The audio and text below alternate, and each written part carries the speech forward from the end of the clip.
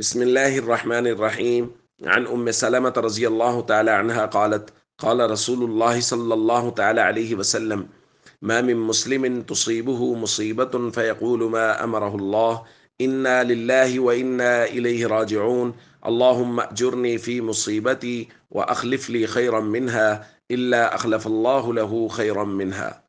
رواہ مسلم۔ نبی کریم صلی اللہ علیہ وسلم نے ارشاد فرمایا،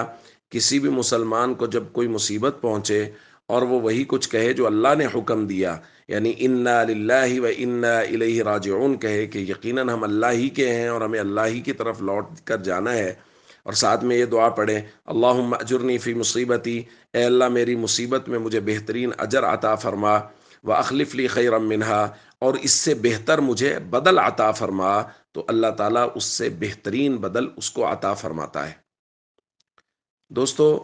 مسنون دعاؤں کی وجہ سے اللہ تعالیٰ بہت برکات نصیب فرماتے ہیں، اور نبی کریم صلی اللہ علیہ وسلم نے مصیبت، جب کوئی پریشانی آ جائے، مالی یا افرادی کسی بھی طرح کا کوئی نقصان ہو جائے، تو اس وقت کی یہ دعا حضور نے تلقین فرمائی ہے۔ سلمہ رضی اللہ تعالیٰ عنہا جو المومنین ہیں، انہوں نے اس روایت کو بیان کیا اور فرمانے لگیں کہ ابو سلمہ یعنی میرے شوہر وہ وفات پا گئے، اور یہ سب سے پہلے ہجرت کرنے والے لوگوں میں سے تھے، تو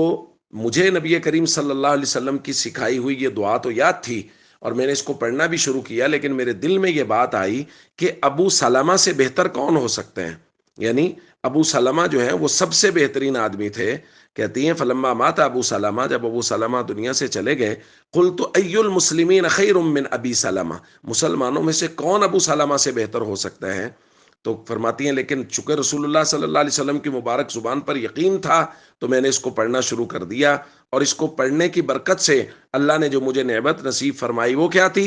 فَأَخْلَفَ اللَّهُ لِي رسول اللہ صلی اللہ علیہ وسلم، اللہ نے ابو سلمہ کے بدلے مجھے رسول اللہ صلی اللہ علیہ وسلم عطا فرما دیے۔ تو یہ صحابیہ کا جو بعد میں ام المومنین بنی، انہوں نے اپنا یقین بیان کیا کہ مجھے سمجھ تو نہیں آ رہی تھی کہ ابو سلمہ سے بہتر شوہر کون ہو سکتے ہیں، لیکن جب میں نے رسول اللہ صلی اللہ علیہ وسلم کی اس دعا پر پورے یقین کے ساتھ اس کو میں نے پڑھا، تو اللہ تعالیٰ نے رسول اللہ صلی اللہ علیہ وسلم ہی مجھے بطور بدل کے عطا فرما دیے۔ تو کسی بھی دعا کو، خاص طور پہ اس دعا کو پڑھتے ہوئے یقین کو کامل کرنا ہے کہ جب رسول اللہ صلی اللہ علیہ وسلم نے فرمایا ہے تو اس کا بدل بہترین مل کر ہی رہے گا۔ والسلام علیکم ورحمۃ اللہ وبرکاتہ۔